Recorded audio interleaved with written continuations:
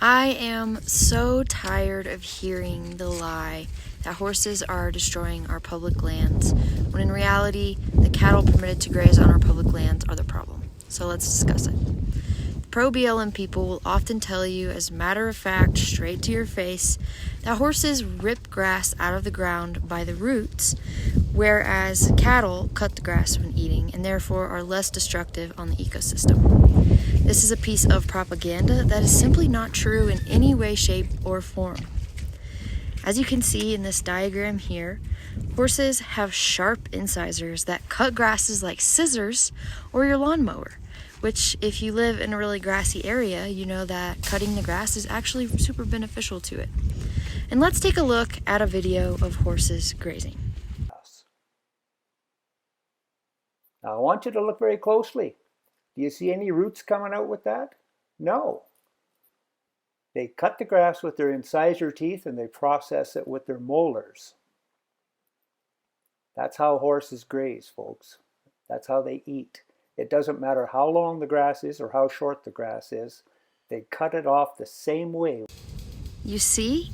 That was so nice, and you can see their teeth closing nicely and cutting the grasses, and you won't see a single root being pulled up by a horse grazing, period. It just doesn't happen. Horses will also leave at least an inch or so of grass. They won't eat it down to the root or pull out the roots, provided that they have enough space. This is sometimes harder to observe in domestic horses that are not housed on lots of acreage, but that is how wild horses operate. They are constantly on the move, grazing as they go, and typically they move 20 or more miles per day, which means their grazing is very spread out and unlikely to cause any lasting damage to the grasses they pass by and graze on that day. Cattle, on the other hand, don't actually have top teeth in the front. Check out these photos.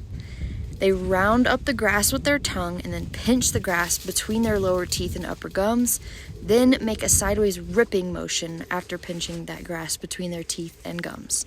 They don't have teeth on the top. They can't cut it. Let's watch a quick video of a cow grazing.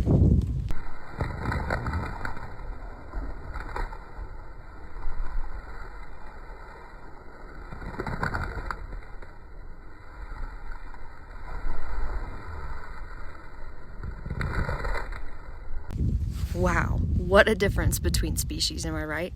Did you see that sideways ripping motion of the cows and the roots of the grasses being exposed after being completely ripped out of the ground? In addition to completely tearing out the roots of the grass they eat, the cattle's stomachs also kill grass seeds when they pass through their complex digestive system, whereas horses do not. So the horse's manure actually spreads viable seeds across the land, increasing the growth of grasses.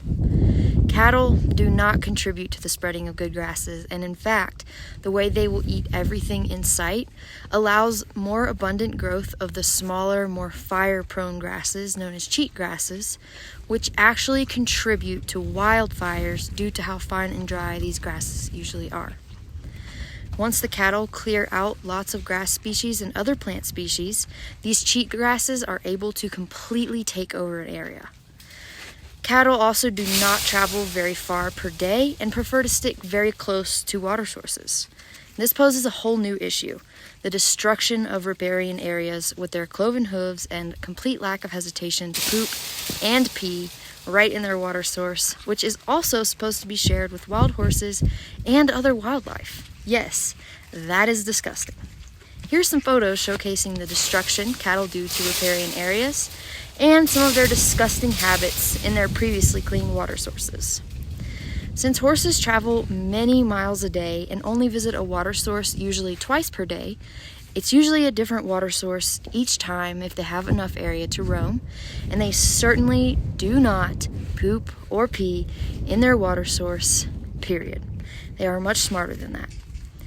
This is a photo of some horses neatly traveling to water. Just look how beautiful and natural they look, moving nicely across the landscape. I am so tired of seeing horses being scapegoated for the destruction of our public lands when it is not true. It blows my mind that people will spout these lies straight to your face with no idea how wrong they are.